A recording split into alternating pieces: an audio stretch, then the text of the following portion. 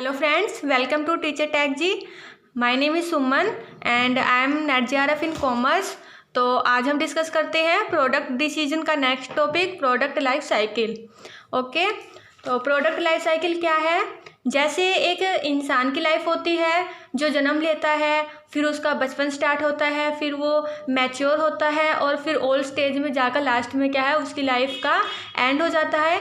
Same ऐसे ही क्या है एक प्रोडक्ट की भी लाइफ होती है. So the product life cycle is a specific concept that reveals various stage of a product life. जो प्रोडक्ट लाइफ है उसकी जो वेरियस स्टेजेज है उसको प्रोडक्ट लाइफ साइकिल जो है बताता है. ओके, तो प्रोडक्ट लाइफ साइकिल की 6 स्टेजेस होती है. इन स्टेजेस को हम डिफाइन करेंगे. जैसे फर्स्ट है प्रोडक्ट डेवलपमेंट स्टेज, सेकंड है इंट्रोडक्शन स्टेज, थर्ड है growth stage, fourth maturity stage, 5 saturation stage and 6 है डिक्लाइन स्टेज. तो प्रोडक्ट लाइफ साइकिल की प्रोडक्ट डेवलपमेंट स्टेज कौन सी होती है? जिसने एक प्रोडक्ट को सिर्फ जिसमें मतलब एक प्रोडक्ट को सिर्फ बनाया होता है, बनाया गया है यहाँ पर. और इंट्रोडक्शन स्टेज में क्या होता है, इसमें प्रोडक्ट को मार्केट में इंट्रोड्यूस किया जाता है एड्स वगैरह देकर. ग्रोथ स्टेज में क्या होता है, इसमें प्रोडक्ट की सेल तेज़ी से जो है वो बढ़ने लग जाती है. और मैच्योरिटी स्टेज में इसमें भी सेल तो होती है, बढ़ती भी है, पर उसकी जो स्पीड है वो कम हो जाती है. मतलब प्रोडक्ट की सेल अब ज़्यादा तेज़ी से नहीं बढ़ रही है. फिफ्थ है सैचुरेशन स्टेज. इसमें क्या है, इतनी सेल होते देख उस प्रोडक्ट के जो कॉम्पिटिटर है वो मार्केट में आ जाते हैं और सेल जो अपनी बढ़ रही थी वो रुक जाती है और थोड़ा मतलब कम भी होनी जो है स्टार्ट हो जाती है. और 6 है डिक्लाइन स्टेज. इसमें समझ लो अपने प्रोडक्ट का जो है एंड स्टार्ट हो गया. इसमें सेल्स तेज़ी से गिरने लगती है क्योंकि इससे ज़्यादा फीचर्स क्वालिटी लेकर बहुत से कॉम्पिटिटर मार्केट में आ चुके हैं. तो ये स्टेजेज जो प्रोडक्ट की स्टार्ट होती है इसको हम इस ग्राफ से समझते हैं. जैसे ये है स्टेजेस है, ये first, second, third, fourth, fifth, sixth stages है. First development stage, introduction stage, third growth stage, fourth maturity stage और सैचुरेशन स्टेज और ये डिक्लाइन स्टेज. और सेल्स क्या होती है? सेल्स फर्स्ट जो डेवलपमेंट स्टेज है इसमें तो प्रोडक्ट को सिर्फ बनाया गया है, तो यहाँ से तो कोई सेल्स नहीं हो रही है, स्टार्ट ही नहीं हो रही है. सेल्स तो इंट्रोडक्शन स्टेज से स्टार्ट होती है. यहाँ पे सिर्फ हम अपने प्रोडक्ट को इंट्रोड्यूस कर रहे हैं मार्केट में, तो बहुत कम कस्टमर इसको जानते हैं और बहुत कम कस्टमर इसको खरीदते हैं, तो बहुत कम सेल्स इसमें होती है. सेकंड फिर ग्रोथ स्टेज आती है. तो ग्रोथ स्टेज में पूछने के बाद क्या है, जो सेल्स है वो बढ़ने लग जाती है. थर्ड स्टेज है ये ग्रोथ स्टेज. तो यहाँ पर सेल्स तेज़ी से बढ़ने लग जाती है, बढ़ रही है और प्रॉफिट भी है वो साथ के साथ इसके प्रॉफिट भी देखते हैं हम. प्रॉफिट भी यहाँ पे बढ़ रहा है, सेल्स बढ़ेगी तो प्रॉफिट बढ़ेगा, प्रॉफिट भी बढ़ रहा है. और उसके बाद मैच्योरिटी स्टेज आ गई, फोर्थ मैच्योरिटी स्टेज पर आ गए हम. यहाँ भी सेल्स बढ़ रही है पर बिल्कुल मतलब जितनी तेज़ी से यहाँ से बढ़ रही थी ये बिल्कुल मतलब थोड़ी स्पीड कम से बढ़ रही है, लो स्पीड से. तो प्रॉफिट भी इसके साथ ही थोड़ा कम बढ़ेगा. और उसके बाद सैचुरेशन स्टेज, इसमें क्या है, यहाँ सेल धीरे धीरे क्या है कम होनी स्टार्ट हो चुकी है. सो प्रॉफिट भी कम होने लगा क्योंकि प्रॉफिट तो सेल के साथ साथ चलेगा, जितनी ज़्यादा सेल्स उतना ज़्यादा प्रॉफिट. अब आ गए हम लास्ट डिक्लाइन स्टेज पर. यहाँ पर सेल्स बिल्कुल गिरने लगी और प्रॉफिट भी जो है वो गिरने लगा है. ओके, तो ये जो प्रॉफिट है ये इसके साथ साथ चल रहा है. और यहाँ पे देखो, यहाँ पे ये जो प्रॉफिट है, प्रॉफिट अपना यहाँ से स्टार्ट होता है ग्रोथ स्टेज से. यहाँ से अपना प्रॉफिट इसके साथ साथ चलना स्टार्ट होता है. यहाँ पे हम नेगेटिव में चल रहे हैं, मतलब यहाँ पे अभी हमारी कॉस्ट लग ही रही है, हम लॉस में ही चल रहे हैं अभी. यहाँ पे ये 0 लेवल का प्रॉफिट होता है और यहाँ पे माइनस में अपना जो प्रॉफिट है वो है, मतलब यहाँ लॉस है. तो ये तो डेवलपमेंट स्टेज है, यहाँ पर तो हम प्रोडक्ट बना रहे हैं सिर्फ, तो उसके ऊपर हमारी बस कॉस्ट ही लग रही है, तो यहाँ पे कोई प्रॉफिट नहीं है, माइनस में चल रहा है, कॉस्ट ही लग रही है. और सेकंड हम इंट्रोड्यूस कर रहे हैं, यहाँ पे ज़्यादा से ज़्यादा ऐड वगैरह दे रहे हैं, तो यहाँ भी प्रॉफिट अपना नहीं है, प्रॉफिट यहाँ से स्टार्ट होता है. अब हम डिस्कस करते हैं इसके अलग अलग स्टेजेस. ये है प्रोडक्ट की स्टेजेस. तो फर्स्ट स्टेज है प्रोडक्ट डेवलपमेंट स्टेज. तो ये क्या है, बर्थ स्टेज. ये प्रोडक्ट की बर्थ स्टेज है जिसमें प्रोडक्ट ने जन्म लिया है, मतलब अपना प्रोडक्ट क्या है वो बनकर तैयार हुआ है. The product life cycle starts with the process of product development. जो प्रोडक्ट लाइफ साइकिल है वो प्रोडक्ट के मतलब कि प्रोडक्ट के डेवलपमेंट के बाद से इसके साथ जो प्रोडक्ट लाइफ साइकिल स्टार्ट होती है, मतलब ये फर्स्ट स्टेप है इसका। नो सेल्स, इसमें कोई सेल्स नहीं होती। नो प्रॉफिट, सेल्स नहीं है, इसमें कोई प्रॉफिट भी नहीं है। कॉस्ट आर वेरी हाई, और जो कॉस्ट है इसमें बहुत हाई हो रही है। मतलब अभी सिर्फ अपना प्रोडक्ट बन के तैयार हुआ, इसके ऊपर कॉस्ट ही लगी है, टेस्ट मार्केटिंग की जा रही है, तो उस पर अभी सिर्फ कॉस्ट ही लग रही है, कोई प्रॉफिट कोई सेल्स इसमें अभी नहीं हो रही है। स्ट्रैटेजी इसमें हम क्या अपनाएंगे प्रोडक्ट डेवलपमेंट में? First test marketing of the product की पहले टेस्ट मार्केटिंग की जाती है। टेस्ट मार्केटिंग मतलब प्रोडक्ट को पूरी मार्केट में मतलब कि पूरी मार्केट में अपना प्रोडक्ट एक साथ मतलब बिल्कुल नहीं भेजा जाता। पहले उसके एक छोटे से पार्ट में अपने प्रोडक्ट को की मार्केटिंग की जाती है और सेल के लिए ऑफ़र किया जाता है। इससे हमारे प्रोडक्ट में जो प्रॉब्लम आ सकती है या उसका हमें पता चल जाता है, और प्रोडक्ट में कोई कमी रह गई है उसका पता चल जाता है, और पूरी मार्केट में उसे जो है जो हम कमर्शियलाइज करते हैं, उससे पहले हम उसके जो प्रॉब्लम्स है उसमें सुधार कर सकते हैं। सो पहले टेस्ट मार्केटिंग की जाती है और फिर after that it is commercialise, उसके बाद उसको मार्केट में कमर्शियलाइज किया जाता है, उसका बिजनेस किया जाता है। ठीक है, तो इसमें क्या होता है, पहले टेस्ट मार्केटिंग की जाती है, मतलब मार्केट के छोटे से पार्ट्स में उसको ऑफर करके उसकी मार्केट करके देखी जाती है कि इस प्रोडक्ट में क्या जो कमियां है वो आ सकती है। सेकेंड स्टेज है अपनी इंट्रोडक्शन स्टेज। इंट्रोडक्शन स्टेज क्या होती है? इसमें क्या है, इसमें अपने प्रोडक्ट को मार्केट में भेज दिया है फॉर सेल। अभी अपने प्रोडक्ट के बारे में किसी को पता नहीं है, तो इसमें कस्टमर को मतलब इंट्रोड्यूस करवाया जाता है अपने प्रोडक्ट के बारे में एड्स वगैरह देकर, तो वो थे इंट्रोडक्शन स्टेज। तो इसमें क्या है, slow sales growth as the product is introduce in the market. Sale जो है बिल्कुल स्लो है, अभी कुछ गिने चुने कस्टमर ही ले रहे हैं को पता चला है, तो प्रोडक्ट इज इंट्रोड्यूस ही हुआ है अभी सिर्फ अपना मार्केट में। और profit are non existent because of the heavy expensive of product introduction. मतलब इतनी सेल्स नहीं हो रही है जितना उसके ऊपर आप अभी खर्चा लगा रहे हैं, हम एड्स दे रहे हैं, सेलिंग कर रहे हैं, एडवर्टाइजमेंट दे रहे हैं, तो खर्चा ज़्यादा लग रहा है, तो प्रॉफिट तो नॉन एग्जिस्टेंट, मतलब प्रॉफिट तो अभी बिल्कुल यहाँ पे नहीं है। हमने वहाँ ग्राफ में किया था, प्रॉफिट यहाँ पे भी बिल्कुल मतलब लो को माइनस में ही होता है, तो यहाँ पे कोई प्रॉफिट नहीं होता। ये इंट्रोडक्शन स्टेज है। इसमें स्ट्रेटजी क्या अपनाएंगे, we use heavy sales promotion to entice trial. तो अभी अपना नया नया प्रोडक्ट मार्केट में आया है, तो हमें कस्टमर को यहाँ पे बताना होता है कि अपना प्रोडक्ट के बारे में उनको अवेयर करवाना होता है, तो हैवी सेल्स प्रमोशन यहाँ पे हमें ज़्यादा से ज़्यादा करना होता है टू एंटाइज ट्रायल के लिए कि कस्टमर को उसके बारे में पता चले, उसको मतलब ट्राई करे। अगर वो उनको अच्छा लगेगा तो फिर वो अपने आप ही उसको ख़रीदना स्टार्ट कर देंगे। Bull produce awareness among early adopter and innovator. जो प्रोडक्ट अवेयरनेस है उसको ज़्यादा से ज़्यादा जो अर्ली अडॉप्टर है और इनोवेटर को करने पर इनके ऊपर ज़्यादा फोकस जो है वो करना चाहिए। तो इनोवेटर कौन से होते हैं? इनोवेटर जो किसी नए प्रोडक्ट को सबसे पहले खरीदने को तैयार रहते हैं। ये नए प्रोडक्ट को, न्यू आइडियाज़ को, इनको ट्राई करने को तैयार है, रिस्क उठाकर भी, क्योंकि किसी नई चीज़ पर भरोसा करना रिस्की होता है, पैसे लग जाते हैं और क्या पता उसमें जो क्वालिटी बताई गई वो थी या नहीं, प्रोडक्ट घटिया निकल भी सकता है। सो इस रिस्क पर भी ये नए प्रोडक्ट को किसी भी कीमत पर खरीदने के लिए तैयार होते हैं, तो वो होते हैं इनोवेटर।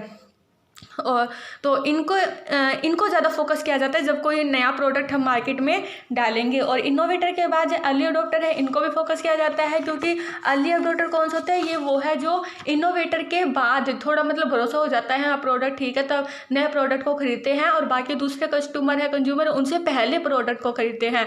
तो ये सबसे ज़्यादा नए प्रोडक्ट को खरीदते हैं, तो इनको ज़्यादा अवेयर करवाना चाहिए अपने प्रोडक्ट को। यूज कॉस्ट प्लस प्राइस, हमें जो है कॉस्ट प्लस प्राइस यूज करना चाहिए इसमें इंट्रोडक्शन स्टेज में, मतलब प्राइस कम से कम रखना चाहिए। कॉस्ट पर प्राइस जो अपनी पर यूनिट कॉस्ट पड़ती है, प्लस में उसमें कुछ प्रॉफिट हम जोड़ देते हैं, वो होता है कॉस्ट प्लस प्राइस। जैसे हमारी पर यूनिट कॉस्ट पड़ती है 5 रुपये, उसमें हम पर यूनिट मतलब कि 1 यूनिट बनाने की कॉस्ट अपने 5 रुपये पड़ती है, और उसमें हम जैसे बचाना चाहते हैं 2 रुपये का प्रॉफिट बचाना चाहते हैं, तो अपने जो प्राइस क्या रखेंगे, ₹7। तो कॉस्ट प्लस प्राइस का यूज़ हमें करना चाहिए।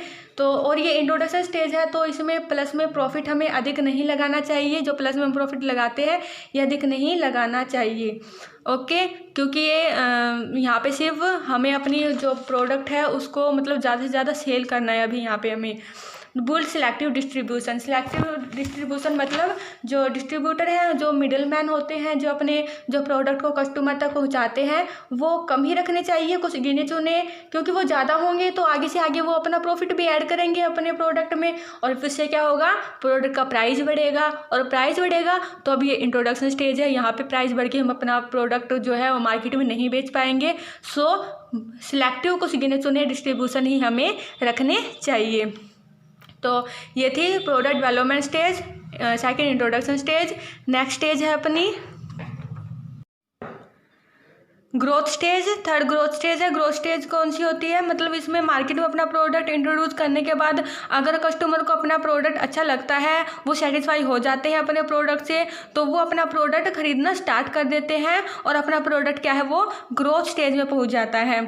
ठीक है, तो रैपिडली राइजिंग सेल, इसमें तेजी से सेल बढ़ने लग जाती है। Rapidly rising sales, rising profit, sales बढ़ रही है तो प्रॉफिट भी बढ़ने लग जाता है। Enter competitors in the market, जो कॉम्पिटिटर है वो मार्केट में एंटर कर जाते हैं and offer their product with new feature, क्योंकि अपनी जो सेल्स है बहुत बढ़ने लगी है, मतलब छा गया है मार्केट में, अपना प्रोडक्ट छाने लगा है और प्रॉफिट बढ़ने लगा है, तो क्या है कॉम्पिटिटर आ जाएंगे अपने नए प्रोडक्ट को लेकर नए फीचर्स के साथ। तो ये ग्रोथ स्टेज थी। इसके लिए स्ट्रैटेजी क्या होगी, मतलब इसके लिए स्ट्रैटेजी क्या अपनाएंगे, offer product extension service warranty, मतलब कि हम ज़्यादा से ज़्यादा अपना प्रोडक्ट एक्सटेंशन में ऑफर करेंगे, सर्विस देंगे, ज़्यादा से ज़्यादा वारंटी भी देंगे, ताकि अपना प्रोडक्ट वैसे ही ग्रो करता रहे और जो कॉम्पिटिटर है वो ज़्यादा बीच में ना पाए। Improve the product quality and adds new product features, product की क्वालिटी को भी इम्प्रूव करेंगे और नए फीचर्स उसके अंदर ऐड करेंगे।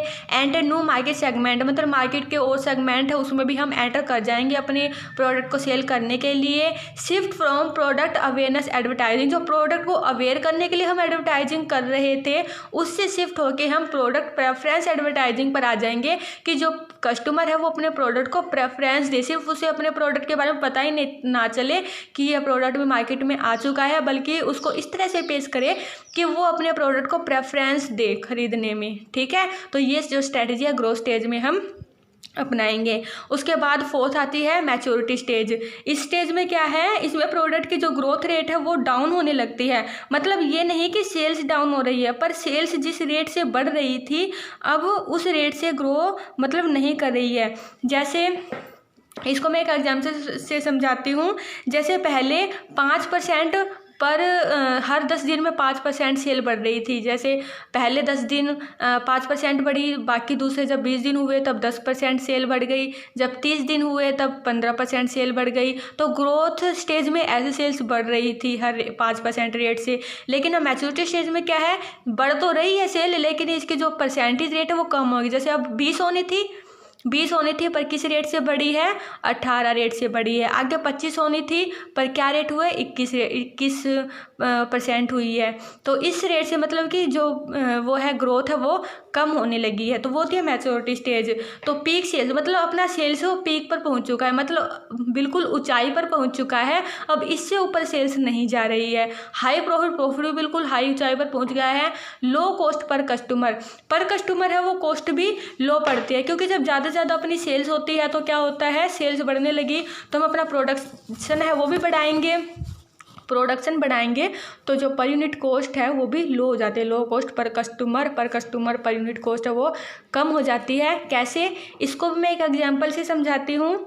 जैसे पहले मान लो, पहले हम कोई 500 मोबाइल बनाता है 500 मोबाइल बनाता है पहले, और एक महीने में 500 मोबाइल बनाता है। तो बाद में बस सेल्स बढ़ने लगी ज़्यादा से ज़्यादा, तो फिर उसने क्या किया, वो इसकी जो क्वांटिटी है वो बढ़ाएगा, तो उसने 1000 मोबाइल बनाने स्टार्ट कर दिए। तो पहले एक महीने में वो 500 मोबाइल बनाता था, उसका खर्चा लगता था, उसकी कॉस्ट लगती थी 5000 मान लो इलेक्ट्रिसिटी के, 10,000 मान लो रेंट के, और 50,000 लगा लो लेबर के। तो उसकी जो कॉस्ट लगती थी उसकी वो थी 65,000 65,000 उसकी पूरी कॉस्ट लगती थी। बाकी और भी खर्चे हैं लेकिन अभी इनको लगा रहे समझने के लिए हम। और 500 मोबाइल वो बनाते थे तो पर मोबाइल उसकी कॉस्ट कितनी पड़ती थी? 130। ये कॉस्ट उसकी पर मोबाइल पड़ती थी 130। पर अब क्या किया उसने, 1000 मोबाइल एक महीने में बनाने स्टार्ट कर दिए।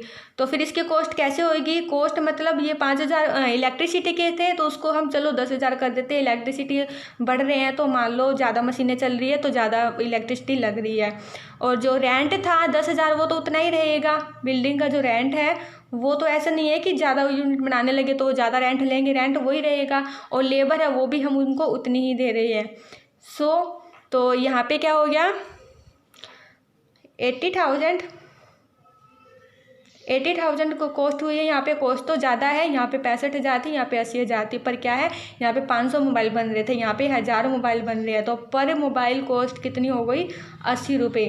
तो पर कस्टमर कॉस्ट कम हो रही है। जब ज़्यादा सेल्स होती है तो ज़्यादा प्रोडक्शन करते हैं तो पर कस्टमर कॉस्ट है वो कम होती है। पर कस्टमर कॉस्ट यहाँ पे कम हो जाती है। ओके, तो लो कॉस्ट पर कस्टमर हो जाती है अपना, क्योंकि बिल्कुल ऊंचाई पर अपना वो बढ़ हो गया है।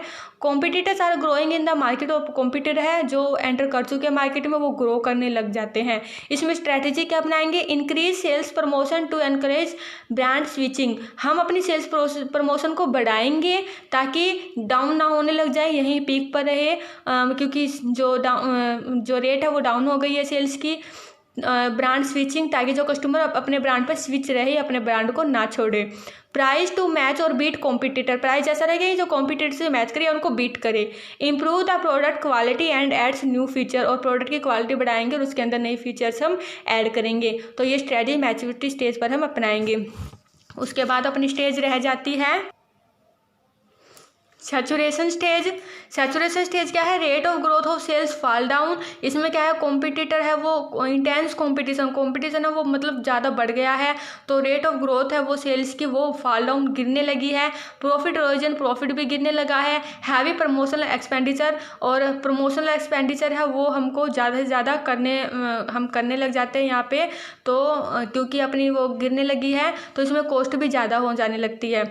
और इसमें स्ट्रैटेजी हम क्या अपनाएंगे? Marketers need to focus on differentiation in features, brand awareness, price and customer service. मतलब कि मार्केटर्स को फोकस करना चाहिए अपने ब्रांड में, कुछ अलग फीचर हो जो मतलब कि जिसके अलग से फीचर हो कि वो कॉम्पिटिटर के प्रोडक्ट पे ना जाए, अपने ही प्रोडक्ट पे रहे। ब्रांड अवेयरनेस करवाए उनको, प्राइस भी सही हो एंड कस्टमर सर्विस भी हम उनको दे ताकि वो अपने जो प्रोडक्ट उस पर स्विच रहे। Also try to reduce their cost. और हमें अपनी जो कॉस्ट है जो अपनी लग रही है, हम लगा रहे हैं, वो भी अब कम करने की कोशिश करनी चाहिए। क्योंकि सेल्स कम हो गई है और कॉस्ट ज़्यादा होगी तो फिर क्या होगा? प्राइस बढ़ाने पड़ेंगे, और प्राइस बढ़ाने पड़ेंगे तो सेल्स और भी ज़्यादा कम हो जाएगी। सो हमें कॉस्ट को कम करने की कोशिश करनी चाहिए।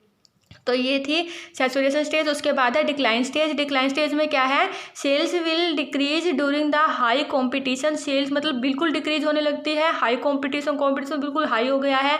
डिक्लाइनिंग प्रॉफिट, और प्रॉफिट भी डिक्लाइन करने लगा है, बिल्कुल नीचे गिरने लगा है। तो इसमें स्ट्रैटेजी क्या अपनाएंगे? Identifying the cause of decline. जो डिक्लाइन क्यों हो रहा है इसके जो रीजन क्या है वो पता करेंगे। कट प्राइस बिल्कुल कम कर देंगे। रिड्यूस एक्सपेंडिचर, जो हम एक्सपेंडिचर लगा रहे हैं, खर्चे लगा रहे हैं, वो हम कम कर देंगे। एड्स वगैरह करने कम कर देंगे क्योंकि अब डिक्लाइन हो रहा है और ऊपर से हम खर्चा ज़्यादा लगा रहे हैं तो कॉस्ट ज़्यादा पड़ेगी पर तो प्राइस ज़्यादा होंगे।